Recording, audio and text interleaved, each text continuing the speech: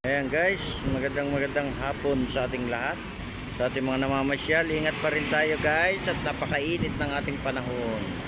Ingat-ingat lang po tayo, lalo na yung ating paglalakad-lakad sa ibang lugar at dito sa ating mga pasyalan. Magandang hapon po sa ating lahat, sa ating mga viewers, silent viewers, at sa lahat ng ating mga subscriber at sa lahat ng mga nagsusupport ng ating channel. Magandang hapon po everyone at maraming salamat po sa ating mga Estero Ranger sa paglilinis ng ating Manila Bay at sa lahat ng ating mga estero sa iba't ibang lugar, no?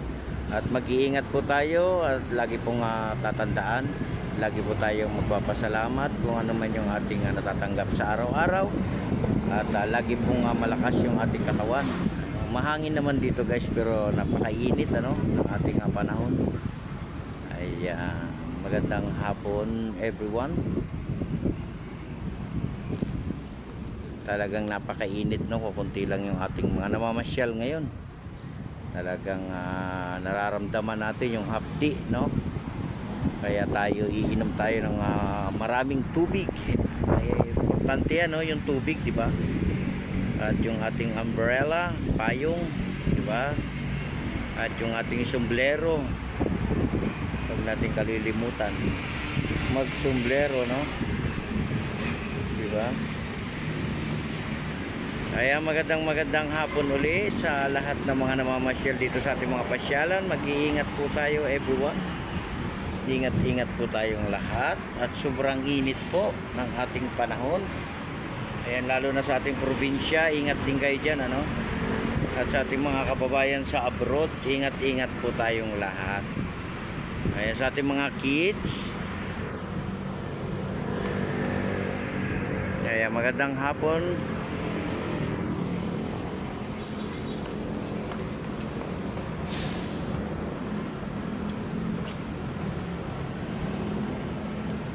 Ayan, malinis naman yung ating Manila Bay, ano? Ngayong araw po ng Saturday. Ayan, araw-araw po tayo nag-general cleaning.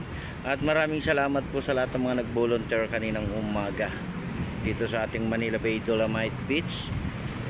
At thank you so much sa inyong walang sawang paglilinis ng ating kapaligiran, ano, sa ating mga area, ating mga lugar.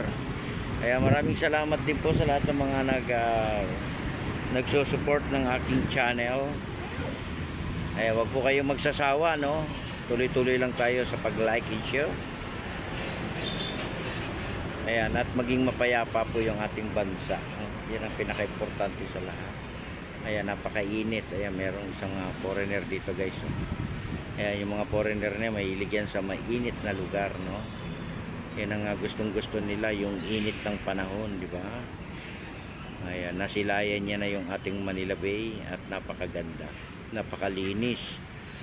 At wala tayong basura, no? At napakalinis din ang ating dagat.